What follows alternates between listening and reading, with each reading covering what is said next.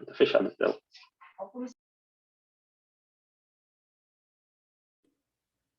Bom dia a todas e todos, tudo bem? Bom dia, professor Mael.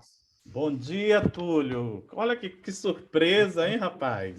Coincidência, hein? Como são as coisas? Bom dia, Túlio Tenório e Túlio Félix. Olha só, 2 Túlios numa mesma sessão. Bom dia, professor Abimael. Bom dia a todos. Bom dia, Túlio. Grande Bom colega dia, aí. Túlio. Grande amigo e colega. E temos mais um também aqui, o Paulo. Tudo bem, Paulo?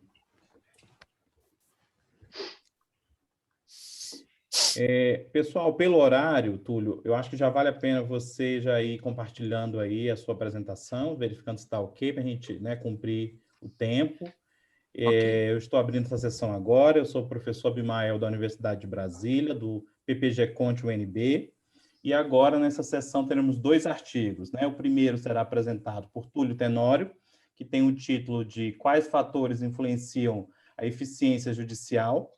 Uma análise dos tribunais de justiça dos estados brasileiros, e depois, na sequência, teremos um segundo artigo de Túlio Oliveira, avaliação do gerenciamento de risco corporativo nos tribunais de justiça do Brasil, à luz do modelo COSO-ERM. Então, Túlio, está com você aí. Está aparecendo para todos? Assim. Apresentação.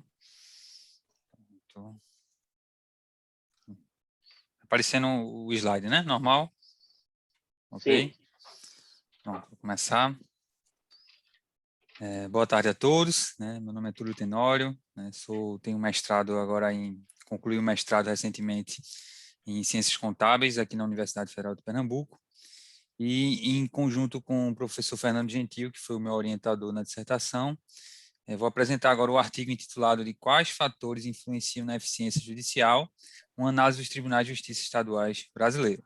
Esse artigo ele foi derivado da dissertação, né, que teve a sua aprovação em março, né? Então esse artigo ele ainda não teve algumas alterações, já que ele foi enviado em fevereiro, não teve algumas alterações que foram propostas pela banca, né, inclusive que o professor Abimael participou, né? Então, junto com as contribuições agora que teremos aqui no Congresso, né, enviaremos para uma revista, né, e também com as contribuições já da banca. Iniciando a apresentação, né, o conjunto de abordagens que emergiu, né, durante o século XX, que ficou conhecido como New Public Management, a qual fundamenta-se na utilização de ferramentas gerenciais, né, do setor privado na esfera pública, ela acarretou na implementação de algumas reformas, né, que foram direcionadas com foco na diminuição do tamanho da atuação governamental e na melhoria do seu desempenho, né. Disso surge o desafio de como se definir, mensurar e melhorar o desempenho das organizações públicas, né. Dentre as dimensões relacionadas ao desempenho do setor público, né, que são economicidade, eficiência, eficácia, efetividade, a eficiência é aquela que visa uma distribuição de bens e serviços à sociedade, né, tendo como base a relação ótima de insumos e produtos. Acho que deu uma travada aqui, não sei. Foi.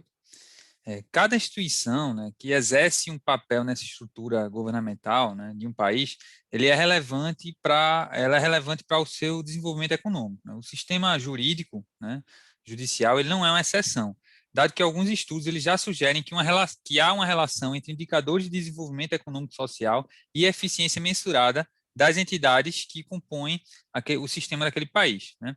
Assim, o estudo da mensuração do desempenho dessas entidades, né, do sistema judicial, das repercussões econômico-sociais e dos fatores que determinam o alcance da sua eficiência possuem relevância tanto para a área jurídica quanto para a administração pública. Contudo, a literatura ainda apresenta um número limitado de estudos que modelam e analisam a eficiência de tribunais, né? E essa limitação é derivada principalmente do pouco interesse demonstrado por pesquisadores da áreas não jurídicas e da raridade de cursos quantitativos nas faculdades de Direito, né, gerando assim um limitado progresso num debate baseado com estudos sistemáticos. Dentre os estudos que já vêm investigando, né, a eficiência judicial, uma das técnicas mais utilizadas é a análise envoltória de dados, que se baseia na noção econômica da otimização de Pareto. Em grande parte desses estudos, o resultado ele refere-se à compreensão do tamanho das diferenças de eficiência. Entretanto, o entendimento dos fatores que levam o tribunal a atingir determinados níveis de eficiência ainda são insuficientemente examinados na literatura empírica. Né? Na busca de preencher essa lacuna, alguns trabalhos ele implementam o que vem sendo chamado de ideia de dois estágios, no qual inicialmente são calculados os níveis de eficiência e em seguida são utilizados modelos estatísticos que buscam identificar os fatores que influenciam no alcance de determinados graus de eficiência. Né? Dessa forma, seria possível determinar quais práticas e aspectos externos que impactam nessa dimensão do desempenho. Assim, o estudo ele buscou responder a seguinte questão: quais os fatores relacionados à gestão judicial que impactam na eficiência relativa dos tribunais de justiça estaduais brasileiros? Né? E para isso eles foram utilizados testes econométricos que buscaram mensurar o impacto na variação da eficiência relativa a partir de um conjunto de variáveis indicadas pela literatura, agrupadas em 5 fatores: né? Conciliação, tecnologia, organização judicial e composição do orçamento, esses 4 relacionados ao ambiente interno dos tribunais, e demanda judicial, esse último fator relacionado ao ambiente externo, né, referente à cultura de litígio, né, de cada estado e cada região. Né. Em relação à fundamentação teórica do estudo, a gente teve 3 pilares, né, que foi o desempenho no setor público, a eficiência judicial, né, e os determinantes daquela eficiência. Né. Em relação ao desempenho no setor público, a gente pode destacar, né, que no processo de avaliação do desempenho das organizações públicas, né, é visto que as peculiaridades de cada setor precisam ser observadas, sem buscar a fixação de padrões uniformes para todos esses setores. Né. Em relação aos desafios dessa mensuração, destacam-se as dificuldades enfrentadas na percepção quais seriam os resultados alcançados. Né. Na literatura, o conceito de eficiência, né, que é uma das dimensões de desempenho, ele se divide entre eficiência técnica e alocativa. A principal diferença é que a eficiência técnica ela se refere ao melhor uso possível de determinados recursos, enquanto a eficiência alocativa ela trata da concepção de que os recursos eles devem ser usados onde têm maior valor para a sociedade. Né? Só que quando a gente leva em consideração a incerteza quanto à precificação dos insumos e produtos, como também a ausência de um mercado, né, paralelo, um mercado equivalente, torna-se complexo a mensuração de uma eficiência alocativa. Em relação especificamente à eficiência no judiciário, uma das questões que é posta pela literatura para explicar a tardia evolução, né, de como se encontra o estado, né, de pesquisas sobre o tema, deve ser ao fato da discordância entre o que seria o desempenho judicial. Parte da doutrina ele aborda o tema com um sentido mais restrito de qualidade, né, referindo-se à efetividade da decisão judicial, enquanto na visão econômica do direito, né, tem um tribunal com um bom desempenho seria aquele que seria considerado eficiente. Contudo, essas visões elas não são necessariamente excludentes, pelo contrário, devem dar, né, de forma caminhar juntas. Né, sobre ser contra, no caso, ser contra a utilização do critério de eficiência técnica, né, implica você dizer que o desperdício de recursos implica que os reclamantes, né, também devem esperar mais tempo pelas decisões do que o necessário. O último tópico, né, e mais relevante para a pesquisa, né, do referencial teórico foi os determinantes da eficiência judicial. Os trabalhos que já se propuseram a mensurar a eficiência no meio jurídico geralmente acreditam os baixos índices encontrados aos seguintes fatores: né, falta de material e de recursos humanos e a má qualidade de direito processual. Entretanto, a sustentação e a intensidade dessas associações e a análise de outros fatores ainda necessitam de maiores investigações. Alguns estudos eles já buscaram preencher essa lacuna no sentido de analisar elementos que influenciavam na variação da eficiência judicial.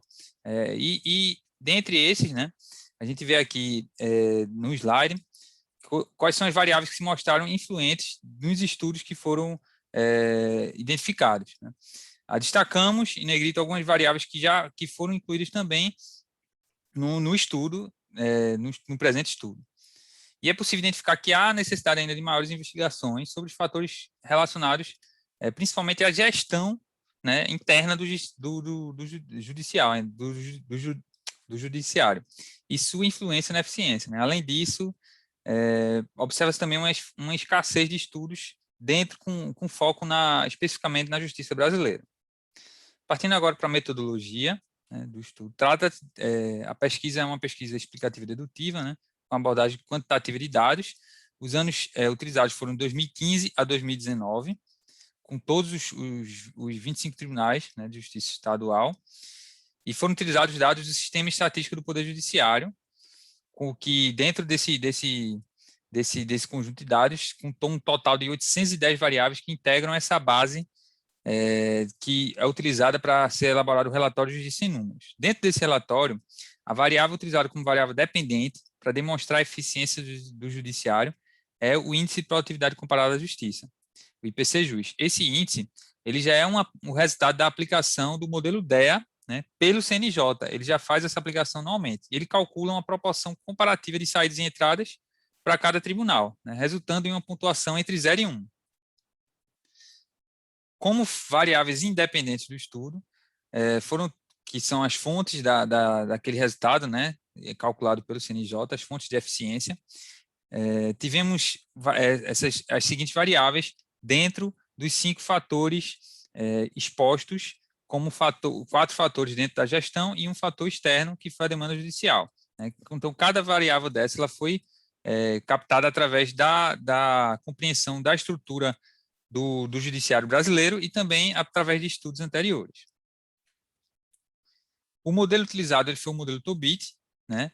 E esse modelo ele foi utilizado principalmente devido ao tipo de variável, né? Que é uma variável dependente, que foi uma variável dependente limitada, e esse tipo de variável é uma variável que tem um intervalo de valores substancialmente restrito, né?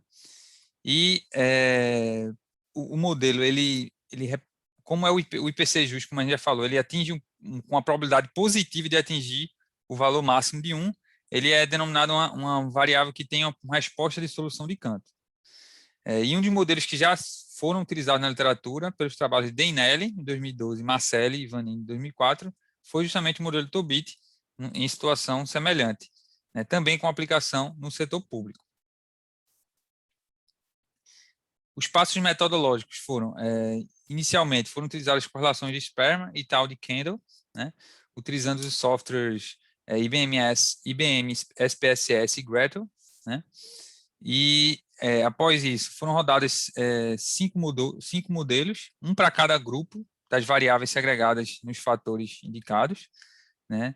Por último, também, a partir do resultado dos testes de correlação e das variáveis, né, apontadas como significativas nos modelos de apenas um fator, foram executados os modelos finais para indicar as relações estatísticas existentes. E a abordagem empregada, de uma forma geral no estudo, aproxima-se da estratégia de data mining, garimpagem de dados. Os resultados total foram analisados um total de 123 observações, né, dos 25 tribunais analisados em cada ano da amostra, realizando o TJ Ceará, retirando-se o TJ Ceará em 2015 e TJ Paraná em 2018, por motivo de inconsistências identificadas nos dados. Então, aqui a gente apresenta a média, né, a evolução da média anual das variáveis investigadas. Os resultados dos modelos foram rodados um total de 13 modelos, né? Dentre esses modelos, 5 modelos foram de apenas uma variável, e a partir do 6º modelo foram utilizada a estratégia de data mining para chegar no modelo final, né, em 2 tipos de cenários, né? Como foi o intuito da pesquisa, foi analisar 2 principais cenários, né? Que um principal cenário desconsiderando o impacto da demanda externa, e um cenário considerando a demanda externa, né? Considerando a variação do número de casos entrantes dentro da justiça. Então, a gente teve os 2 modelos com maior poder explicativo, foram o modelo 10 e o modelo 13. Né? O modelo 10 incluindo a variação da demanda, e o modelo 13 não considerando as diferenças regionais da demanda. Por fim, a resposta das hipóteses investigadas, né? No primeiro cenário, no qual foi considerado o fator externo relacionado à demanda judicial, foi verificado que as variáveis, né, total de pessoal da área de TI em relação aos servidores administrativos e casos novos por habitação, ou seja, se mostraram significantes, né? Ou seja, a hipótese 2, tecnologia, e a hipótese 5, demanda judicial, seriam confirmados pelo estudo. Então, o fator de tecnologia e o fator da demanda judicial impactaram na variação da eficiência técnica. Já no segundo cenário, né, nos quais apenas os fatores internos foram inseridos, né, os fatores relacionados à gestão, foi verificado, né, que as variáveis, também a total de pessoal da área de TI, né, o número de unidades judiciais por habitante e a receita em relação ao total em relação à despesa judicial, a receita própria, se mostraram estatisticamente significantes. Dessa forma, as hipóteses 2, 3 e 4 seriam confirmadas pelo estudo, né? Então, a tecnologia, a organização judicial e a composição do lançamento impactaram no modelo final, sem considerar a variação da demanda. Dentre as considerações finais, né, no que diz respeito às hipóteses investigadas, os resultados eles foram alcançados, os resultados alcançados eles foram capazes de respondê-las, considerando os 2 cenários verificados. O estudo ele contribui na construção da literatura relacionada ao desempenho do setor público e avança na abordagem ideia em 2 estágios, né, utilizar um modelo Tobit de forma conjunta a uma estratégia de data mining, né. Além disso, ela ressalta-se que o estudo de fatores que possam aprimorar a aplicação de recursos públicos nos tribunais e sua eficiência resultam em melhores serviços e numa contribuição social.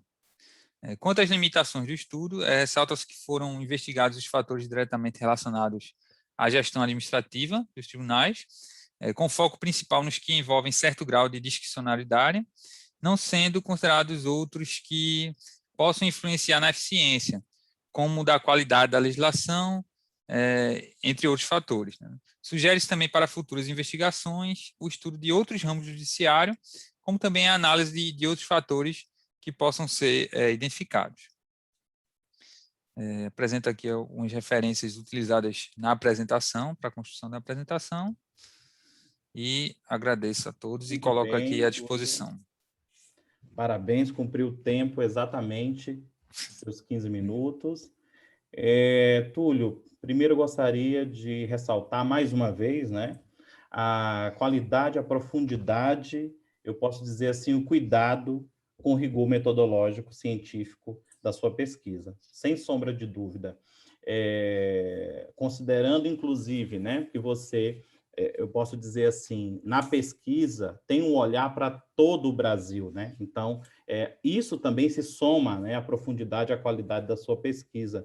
E também as questões que a gente sabe, né, de dificuldade por não ter esses bancos de dados consolidados. Então, na realidade, a gente está aqui diante de uma grande mineração de dados para que a gente possa ter um resultado tão robusto como esse. Outra coisa que eu ressalto, falando a respeito disso, né, quando a gente se depara com esse tema de desempenho no setor público, né, eu posso dizer assim, a primeira coisa que vem na nossa cabeça é um bom sistema de indicadores, né? Porque, de certa forma, se não houver um desenho, né, de metas a serem cumpridas, isso fica, de certa forma, assim, muito, muito aquém, né? Porque você até cita, e isso é uma verdade, depois do protagonismo do CNJ, agora o Brasil, no aspecto judiciário, tem diretrizes gerais, né? Aí, claro, ainda sabemos que cada tribunal, né, trabalha de acordo com a sua maturidade, com a sua própria cultura, né? Mas anterior às diretrizes do CNJ, era um pouco mais complicado, né? E não só as diretrizes também. Eu acho que o papel de supervisão do CNJ também está sendo fundamental para um outro olhar, para um olhar que você discute, né? Quando a gente está discutindo, o seu trabalho expõe isso, né? De um lado, a ótica do desempenho, mas do outro, o papel da gestão no setor público, e aí a gente coloca mais um ingrediente nessa sua provocação, não é? Que é o seguinte, o quão a administração pública vem amadurecendo na gestão. porque dependendo das áreas, sabemos, e você, como ressalta, inclusive as variáveis que você coloca, essa gestão toda que está sendo colocada aí, grande parte dela depende, de um lado, de um quadro de servidores técnicos capacitados, né? E do outro lado, os principais, eu vou chamar assim, líderes ou os principais, a alta administração, que nesse caso aí é composta principalmente de juízes, né? Então, assim, a grande alta administração, exceto a parte, eu posso dizer assim, mais administrativa, né? Então, quem toma a decisão, quem vai, eu posso dizer assim, construir toda uma governança específica dentro desses tribunais, precisa de uma formação focada em gestão. Então, nós temos essa discussão, que também ela é importante, né? Que é justamente a maturidade da gestão das organizações para o tema, para esse tema, né? Então, assim, para discutir um bom sistema de indicadores, você coloca também como fator, é necessário que haja tecnologia que permita fazer esse acompanhamento, esse monitoramento. Então, se existe uma definição, quer seja no planejamento estratégico, ou quer seja em qualquer outro documento operacional ou até mesmo estratégico, é necessário um acompanhamento. E hoje, sem a tecnologia, sabemos que fica só no papel, né?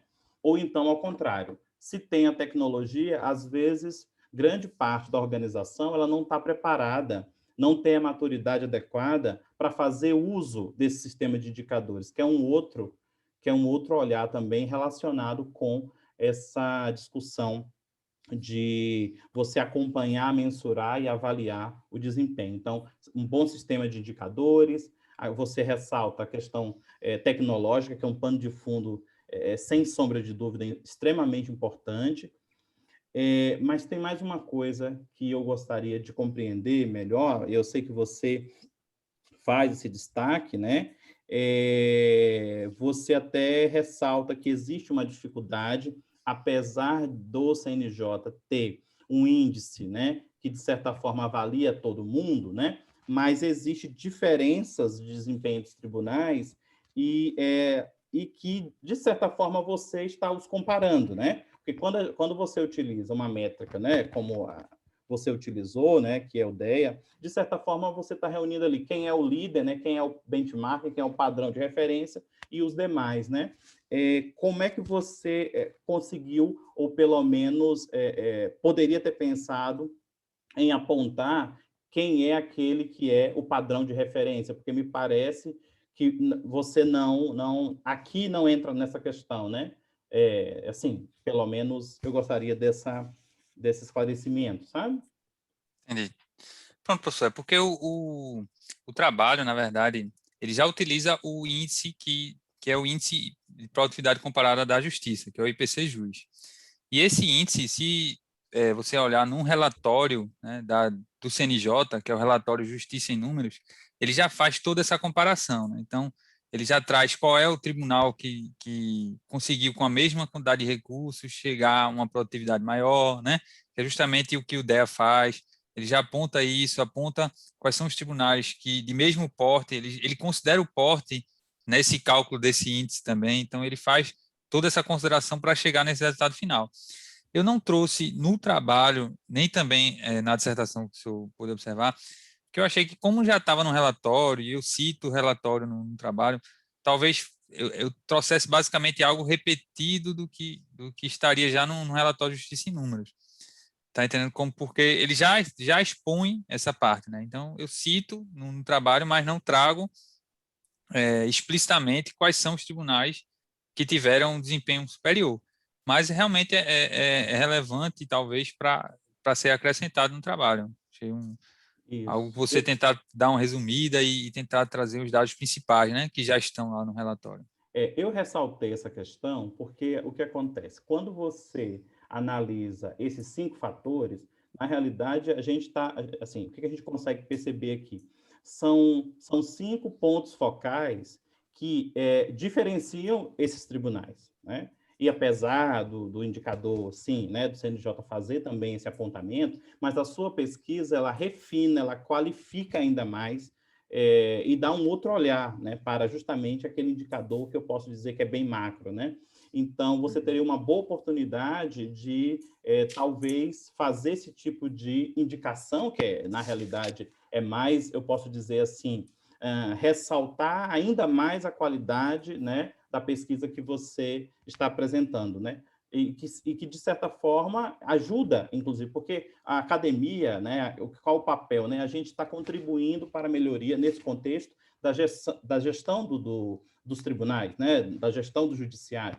Então, de certa forma, se você puder, né, fazer uma indicação, quem é o tribunal líder, sei lá, né, em conciliação, quem é o tribunal líder em tecnologia, porque isso os seus dados apontam, né? E isso porque acontece, tanto para a sociedade quanto para os gestores, o que o gestor vai fazer? Quem é o benchmark? Opa, então o que eu quero fazer? Eu vou marcar ali com a minha área de tecnologia, para a gente sentar junto com a área de tecnologia do outro tribunal, e às vezes não só o tribunal. Eu vou dar um exemplo aqui para vocês, como aconteceu com o Sistema Eletrônico de Informações, que é o SEI. Então, nasceu numa experiência tecnológica dentro do tribunal e espalhou, basicamente, eu posso dizer, para todo o Executivo Federal. E o que foi isso? Foi uma boa prática de gestão de tecnologia, né? Falando em tanto, eu posso dizer, controle de processos, como também até mesmo a operação do tribunal, que foi toda digitalizada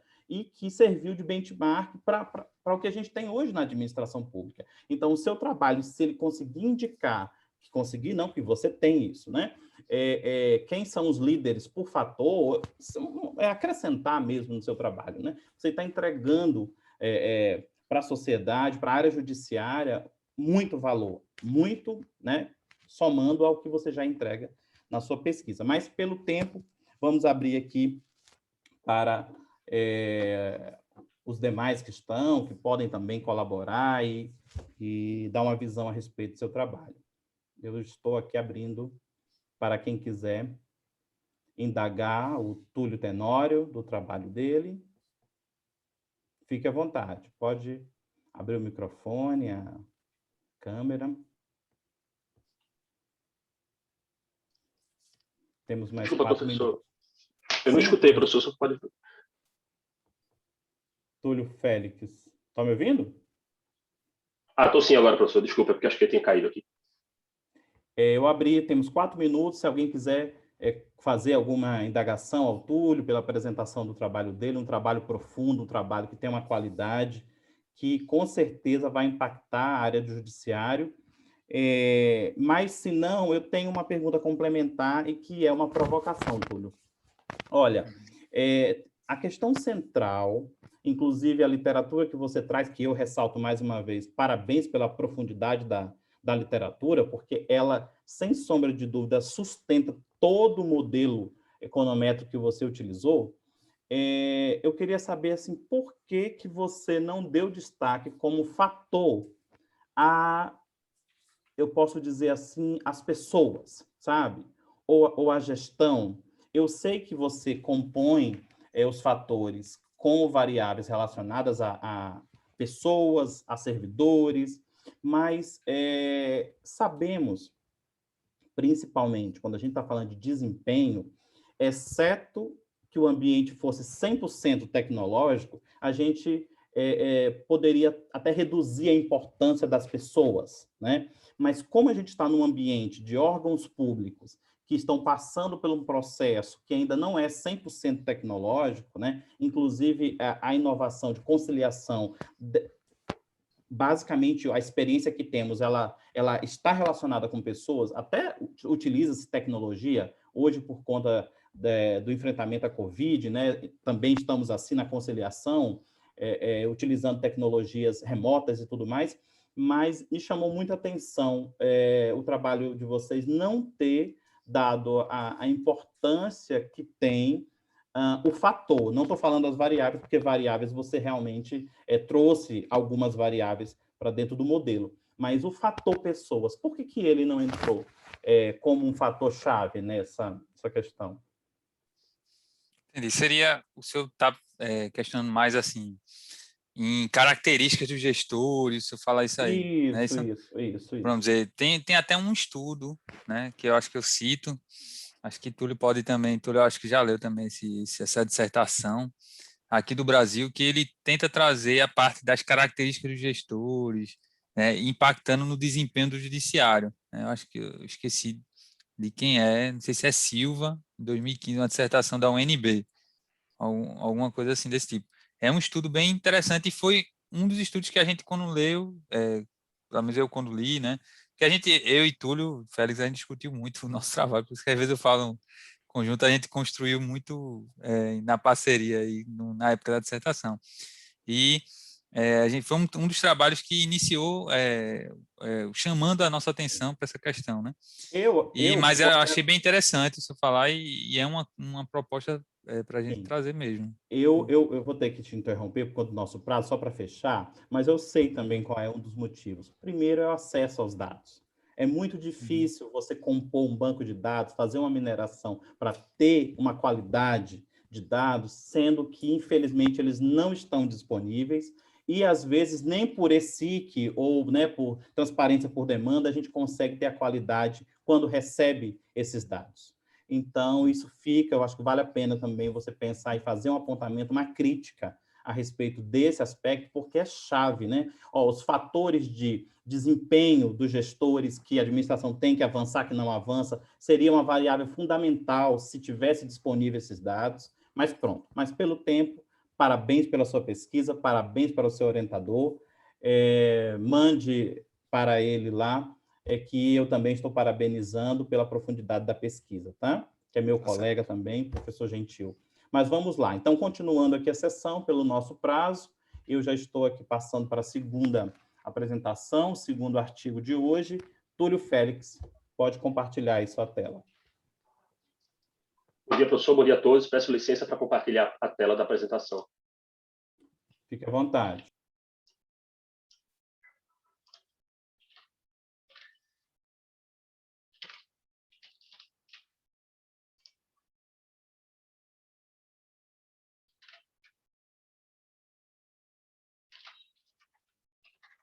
Só um instante, estou tentando encontrá-la aqui, a apresentação.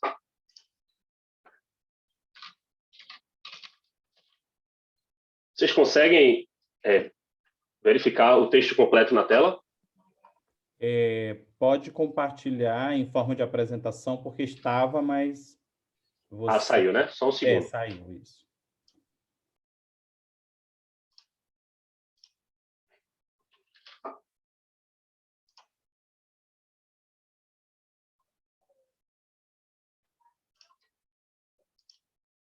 Só um instante. Pronto. Agora está na apresentação? Sim, perfeito. Pode seguir. Continue ainda na apresentação, porque eu acredito que... Está na apresentação ainda, professor? Está sim, pode apresentar. Okay. Bom dia a todos.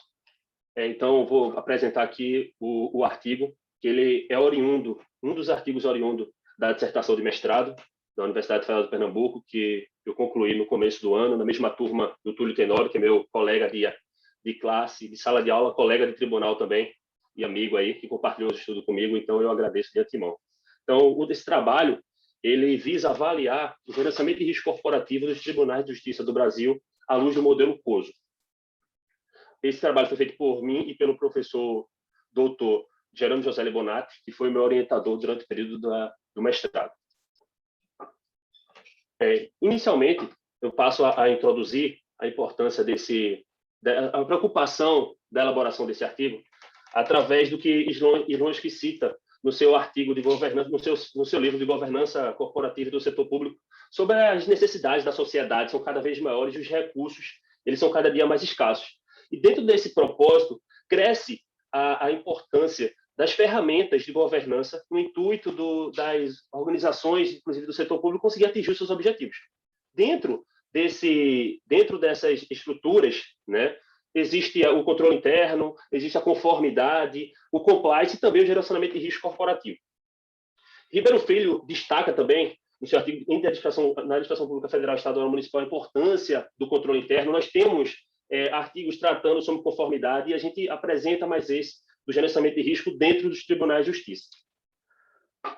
Trazendo aqui também a relevância do framework do COSO. O seu slide não está passando aqui. Não sei se você está passando. Desculpe. Passou? Ok, então, a introdução, né, que traz essa necessidade da sociedade cada vez maiores, né, os recursos, como eu falei, a importância de estruturas que auxiliam a governança, estruturas essas como controle interno, gerenciamento de risco e conformidade no atingimento dos objetivos. Trago uma introdução aqui trazendo a importância e a relevância do framework COSO, que inicialmente veio com controle interno e, em seguida, com aspecto voltado ao gerenciamento de risco corporativo, a sua primeira estrutura em 2004, e uma atualização da estrutura em 2017.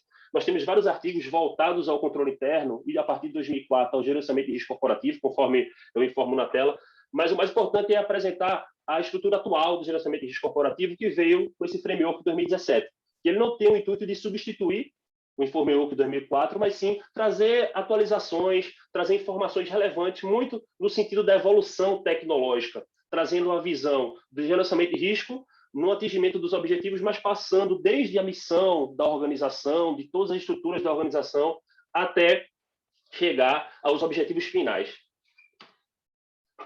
Agora, voltando o foco à escolha, né, do objeto da pesquisa, da população, os tribunais de justiça estaduais brasileiros, a escolha realizada, a escolha de ter utilizado essa população, ela vai desde a previsão constitucional dos tribunais de justiça estaduais, no artigo 92 da Constituição Federal, né? O Tribunal de Justiça Estaduais estão presentes em todos os estados da federação, ele reúne a maior parte dos casos que chegam ao Poder Judiciário e também tem uma relevância no que tange ao ponto de vista orçamentário e fiscal, uma vez que a arrecadação dos tribunais de justiça no 2019 ele chegou à monta dos 14 bilhões e as despesas, ou seja, ele é utilizador de recursos públicos na monta dos 18 milhões, equivalente a 1,5% do PIB. Nesse propósito, nós trazemos a questão de pesquisa do artigo de como encontram-se estruturadas as práticas de gerenciamento de risco corporativo dos tribunais de justiça estaduais sobre a ótica do COSO-RM.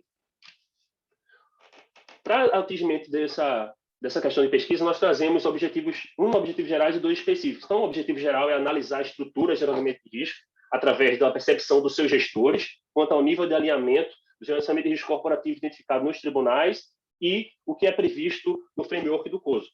E os objetivos específicos de estabelecer o nível de alinhamento do sistema de gerenciamento de risco corporativo através do framework COSO e constatar se há diferença de percepção dos gestores sobre esse nível de alinhamento.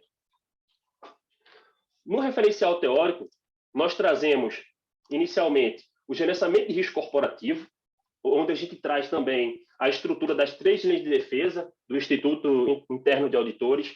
Essas 3 linhas de defesa está no artigo, como forma de a gente conseguir identificar, dentro da estrutura de gerenciamento de risco, aquele gestor que executa as atividades, como primeira linha de defesa. O segunda linha de defesa, que é a gerência que estabelece as funções para garantir que a primeira linha de defesa ela funcione. E a terceira linha de defesa, que são as controladorias dos tribunais ou o setor que realiza essas funções, com aquele nível de independência necessário para fazer a verificação de como está instalada essa estrutura de gerenciamento de risco. Depois disso, nós trazemos os modelos internacionalmente aceitos de gerenciamento de risco, trazendo inicialmente o COSO, que é o objeto central da nossa verificação de alinhamento e das perspectivas, mas trazemos também o ISO 31000, que fornece princípios e diretrizes para gerenciar qualquer tipo de risco, então é a abordagem geral dentro do risco. O Tribunal de Contas da União, no Brasil, ela utiliza essa estrutura no seu gerenciamento de risco a nível do governo federal. E também trazemos o The Orange Book, que também é uma estrutura de gerenciamento de risco do Tesouro Britânico, também para o setor público, mas só que é complexa e robusta. Existem artigos que trazem essa informação, né, é completa e robusta, porque serve justamente genericamente para todo tipo de organização. Então, como o foco aqui é o setor público, organizações, nós trazemos o COSO como estrutura para identificar o nível de alinhamento e a percepção de gestores quanto ao gerenciamento de risco corporativo.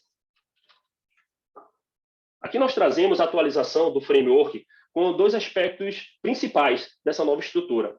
Inicialmente, é trazendo o gerenciamento de risco, desde a missão, visão e valores da organização. O gerenciamento de risco ele traz na cultura da organização, na sua missão, visão e valores, perpassando pelos objetivos estratégicos de negócio, para que assim possa ser gerado um ganho de desempenho, né? E essas setas justamente indicam a direção desse gerenciamento de risco, perpassando por todo o ambiente organizacional. Também, os componentes integrantes desse gerenciamento de riscos, eles se interligando entre eles, como já tinha na outra estrutura, mas também passando entre a missão, passando o desenvolvimento da estratégia de negócio, a formulação dos objetivos, a implementação e o desempenho, para, assim, ser agregado o valor à organização. Essa estrutura dentro do framework, ela está em formato de DNA, justamente para apresentar essa interligação que existe entre esses componentes. Aqui nós trazemos os componentes do COSO, que antes eram 8 componentes e agora retornam a ser 5 componentes. Cultura e governança, estratégia de definição de objetivos, desempenho, a revisão de informação, comunicação e reportes. E a cada componente existem os princípios atrelados a ele, consubstanciando em 20 princípios.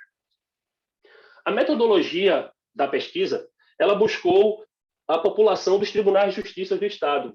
São 27 tribunais, através do envio de questionário para 2 agentes desses tribunais, quais sejam o controlador, que seria identificado como a terceira linha de defesa, e um gestor da parte orçamentária, financeira, patrimonial e administrativa da organização, para que a gente possa assim, identificar qual a visão deles quanto ao gerenciamento de risco. Através do envio desses questionários, foi possível obter 28 respostas. Essas 28 respostas incluídas em 18 tribunais. Das respostas, nós tivemos, das 18 respostas, nós tivemos 39% da controladoria dos tribunais, identificados como terceira linha de defesa, e 11% dos setores de contabilidade, planejamento e administração, e 28% das respostas dos setores de finanças. A justificativa da escolha da população foi justamente captar a informação dentro da estrutura de controle interno, utilizando o gerenciamento de risco, mas dentro da estrutura de controle interno, através de 2 agentes responsáveis também pela governança dessas instituições. E também utilizar agentes que tenham conhecimento da área de gestão, porque à medida que a gente vai captar a percepção desses agentes, é interessante que eles tenham esse conhecimento sobre a gestão.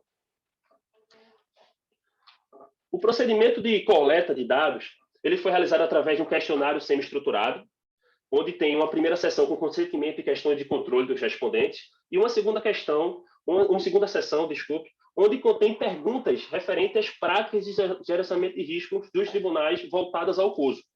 Foram 15 questões divididas em 5 blocos, que são os 5 componentes do COSO. Foi utilizada a escala Likert de 5 pontos de concordância para fazer a avaliação desses respondentes. Foi realizado também um pré-teste anterior à destinação dos questionários. Esse pré-teste nós utilizamos gestores do Tribunal de Contas do Estado de Pernambuco e da Controladoria Geral do Estado de Pernambuco, para poder entender com perguntas como se os minutos estão adequados, se existem questões ambíguas ou confusas, se houve omissão de algum tópico importante. Então, nós fizemos esses pré-testes, recalibramos esse questionário para poder o envio aos respondentes.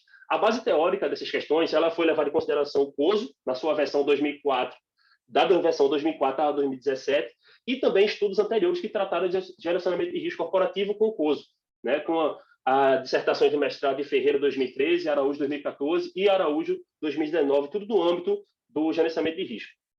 E o objetivo de cada questão, dentro da percepção do grupo dos componentes, é avaliar a adequação da percepção dos gestores quanto ao COSO.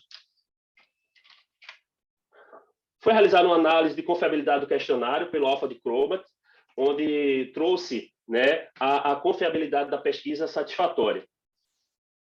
Em seguida, apresentando os critérios de alinhamento às premissas do curso, que foram realizados através da média das respostas obtidas, nós apresentamos os critérios com a faixa de pontuação, onde vai desde a ausência de alinhamento ao alinhamento total às premissas do curso. Aqui nós passamos a apresentar o resultado do alinhamento às premissas do curso por componente.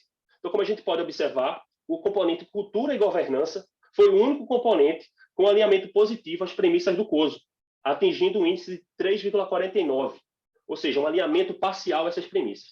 Esse resultado ele dialoga com práticas identificadas também em outras pesquisas, que sugerem a presença de práticas de gerenciamento de risco apenas no aspecto da governança e cultura da organização. Esses resultados também batem com outros resultados de pesquisas de Ferreira 2013, que verifica nas universidades federais, em Silva 2016, no Tribunais de Contas estaduais, essa prevalência do gerenciamento de risco no componente cultura e governança. Os 4 demais componentes tiveram média de intervalo entre 2,15 e 2,65, né, ficando com um alinhamento incipiente às premissas do COSO. Analisando de forma geral o alinhamento total, nós observamos que dos 28 respondentes dos 18 tribunais, alcançou um patamar de 2,69% de alinhamento às premissas do COSO através do questionário. Nos contextos de tribunais de justiça pesquisados, foi constatado que os agentes consideram de forma incipiente o gerenciamento de risco corporativo, né, através desse percentual de alinhamento total. Cabe destacar também a ausência acentuada do monitoramento. A gente observa que o monitoramento, ele tem que é a revisão, ele tem Desculpe. Senhor? 1 minuto aí, tá? Ok. Nós temos um alinhamento muito baixo de 2,14.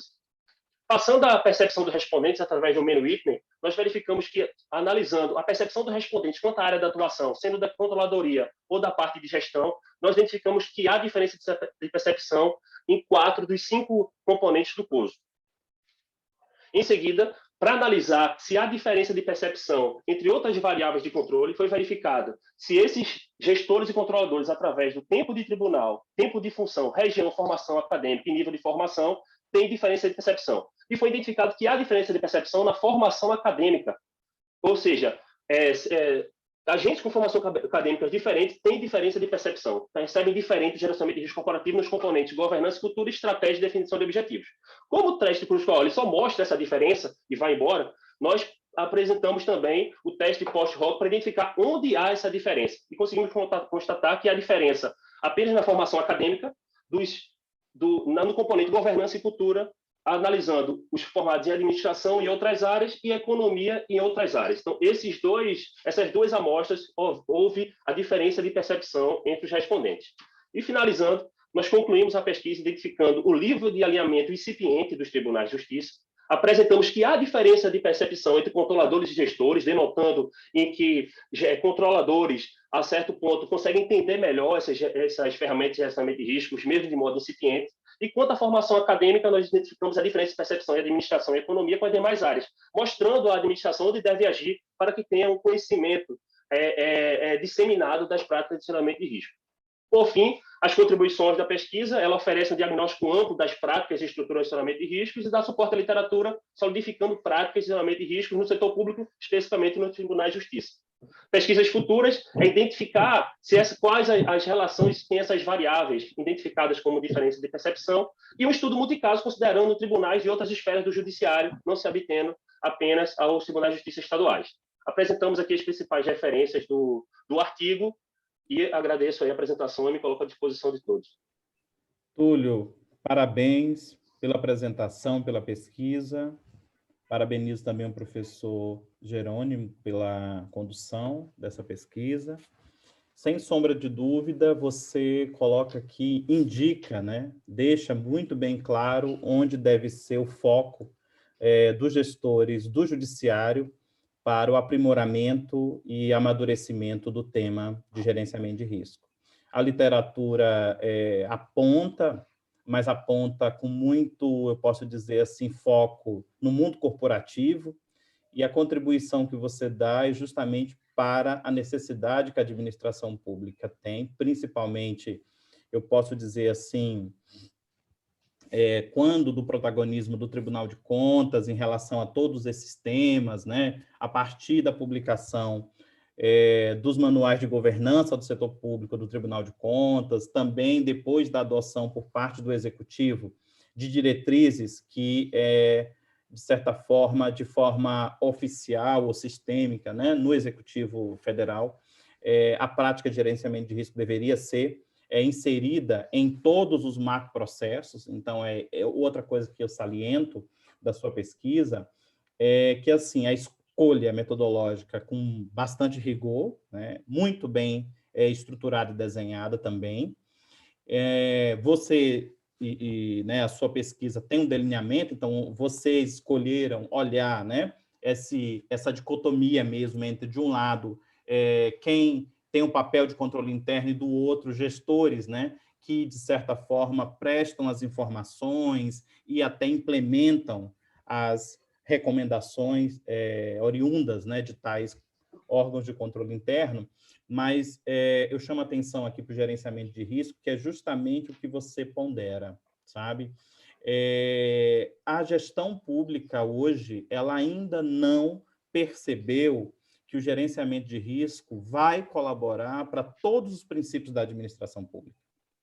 E que os macroprocessos distintos da gestão devem ser aqueles que maior devem ter o olhar e o cuidado. Eu vou ser mais claro, né? Quando você dialoga com gestores das áreas das quais você ressaltou, de certa forma, esses gestores, dentro desse tema gerenciamento de risco, são os que, de certa forma, podem ser impactados ou que terão ali, talvez, uma maior abertura.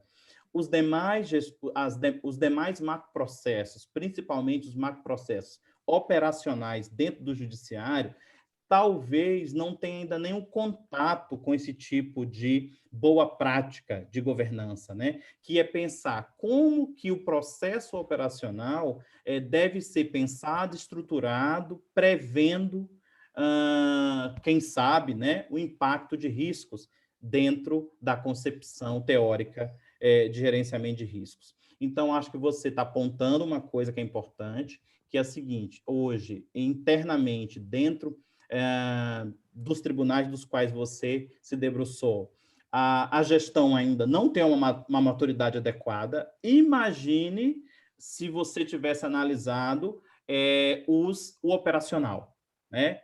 Que, de certa forma, dialoga com a pesquisa anterior. Porque que foi apresentado por Túlio Tenório, se é importante a gente, e é extremamente importante, né, fazer o acompanhamento do desempenho, da eficiência, né, do produto, do serviço que está sendo entregue para a sociedade, se o operacional ele não começar a entender qual é a cultura que a organização está querendo implementar, se é gerenciamento de risco, né, ou que sabemos que sim, né, tudo está sendo assim, os órgãos estão caminhando para esse amadurecimento, o chão de fábrica do setor público, né, aquele ali, o burocrata de rua, aquele que está ali prestando serviço para a sociedade, ele precisa ser aculturado nesse aspecto, para ele compreender que quando o processo leva em conta o gerenciamento de risco, também temos economicidade, também vamos ter transparência, também vamos ter a garantia dos princípios da administração pública, né? Então, eu ressalto que vocês, nesse aspecto, utilizaram um modelo mais atual, COSO, parabenizo, né? Sem sombra de dúvida, não poderia ser diferente, tá?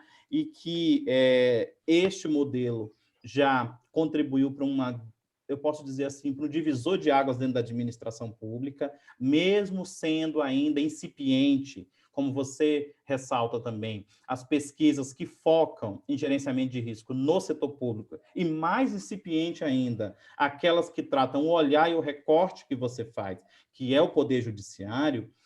Então, sem sombra de dúvida, parabéns por essa contribuição, né? Porque além de ser uma contribuição metodológica robusta, também é uma contribuição para a cultura organizacional no setor público, no judiciário, e para atenção ao tema de gestão de risco, que é tão importante para a melhoria dos processos e até para o que a gente vem discutindo, né? A gente está passando pelo momento agora de enfrentamento à Covid, quem tinha e quem teve, né? Eu posso dizer sucesso, com certeza são aqueles órgãos, eu posso dizer assim, que trabalharam o gerenciamento de risco e puderam colocar essas matrizes, né? Eu posso dizer, em prática, num momento como esse, né? Tá? Como eu disse, eu acho, eu vejo que, de certa forma, a sua pesquisa traz essa percepção dos gestores, mas aí na metodologia, eu não sei se eu fiz uma leitura eu não percebi se vocês, eu vi que você fez toda ali, inclusive pré-teste e tudo mais, mas por ser percepção de gestores públicos, vocês passaram pelo Comitê de Ética da Universidade Federal, a pesquisa? Não, professor, nós não passamos. Nós pedimos autorização, recebemos autorização para fazer a pesquisa, mas não passou pelo Comitê de Ética.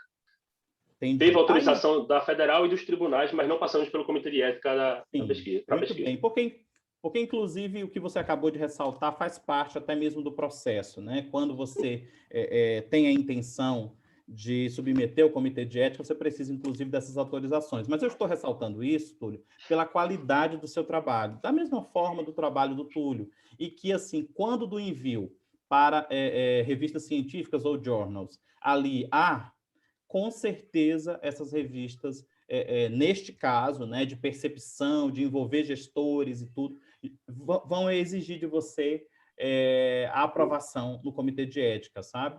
Então, assim, isso é uma coisa que eu estou comentando aqui, que vale para os demais que estão aqui, que vão trabalhar com percepção de servidores, de gestores, de auditores, né, e de qualquer um ser humano. Então, cada vez mais as revistas que são, né, aquelas, eu posso dizer assim, melhor indexadas, ou que tem um fator de impacto importante, elas vão exigir de tais pesquisas, geralmente, né, a comprovação da aprovação, ou pelo menos o envio, né, para o Comitê de Ética. Tá? Então, isso é uma coisa que é importante ressaltar. E eu fecho aqui meus apontamentos e vou abrir para os demais que estão aqui, se puderem, podem abrir o microfone, né, a câmera também. Temos ainda 5 minutos aqui de perguntas ao Túlio pela pesquisa dele apresentada. Fiquem à vontade.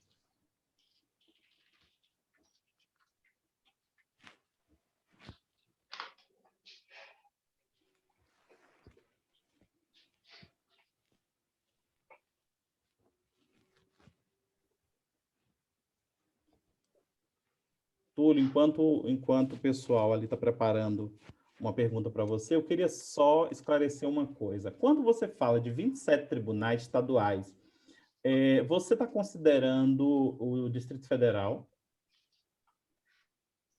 Sim, professor, estou considerando também.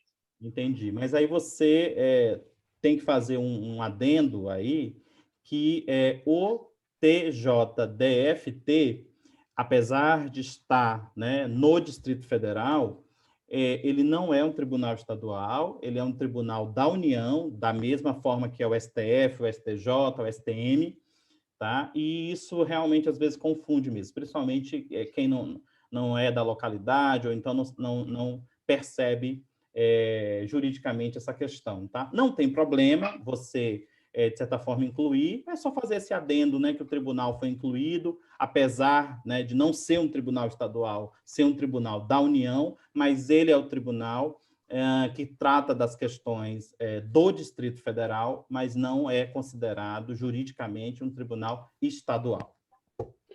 Não, professor, esse trabalho foi enviado no período anterior à apresentação para a banca, e inclusive isso foi um apontamento da banca que eu já acertei no trabalho, ele já está atualizado com esse adendo para a futura publicação, eu agradeço. Pronto, isso só foi uma coisa que eu queria deixar registrado para não escapar aqui. Então, assim, estamos na reta final. Eu já aqui ressaltei pelo chat também, eu não tenho aqui nenhuma pergunta, né? Então, mais uma vez, gostaria de ressaltar a qualidade das duas pesquisas aqui apresentadas.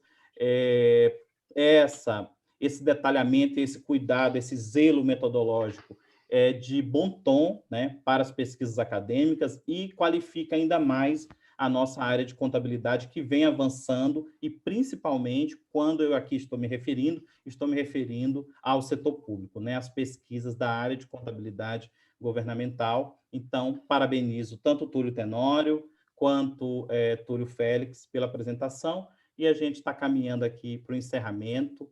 Bom dia a todos, e agradeço a todos aqueles que aqui estiveram nessa sessão. E até mais. Isso, professor. Conta, né? Muito obrigado pelas contribuições. Eu já sugeri até o Túlio para a gente juntar essas pesquisas aí e ver o que é que o risco está impactando na eficiência, aqueles tribunais que têm uma melhor situação do gerenciamento de risco. Aí, Túlio, vamos Isso, bota com para frente isso aí. certeza. Assim, duas pesquisas que com certeza serão muito consultadas, não somente pela academia, mas também pelos gestores, Sim. pela entrega e pelo produto que vocês estão entregando, viu? Vamos encontrar o professor Abimael no próximo ano na USP, então, com esse artigo aí. Pois é, vamos lá. Até mais, professor. É Obrigado. isso, é isso. Bom Até dia a mais a todos. todos, até mais. Minha colega estava aqui também, a Fernanda, minha linda. Tudo bom, minha linda? Coisa boa te ver por aqui. Oi, Abimael, sim, um prazer encontrar você aqui no Congresso USP, os colegas também. Parabenizar o Túlio, os dois Túlios, né, pelos trabalhos sobre tribunais de justiça. Eu não tive a oportunidade de ler os trabalhos, eu estava acompanhando outras sessões aqui ao mesmo tempo, mas é um objeto de estudo que muito me interessa também. Fico feliz, né, de termos aí colegas adentrando essa temática, esse objeto de estudo também, esse contexto, né, dos tribunais. Tá? Obrigada, gente. Parabéns aos autores. Maior obrigada pela moderação da sessão também. Ô, minha linda, a gente tem que estar sempre disponível para colaborar, né? A nossa área Exatamente. vem se fortalecendo por pessoas brilhantes, como a professora Fernanda, que é uma querida, tem esse coração do jeito que vocês estão vendo aí,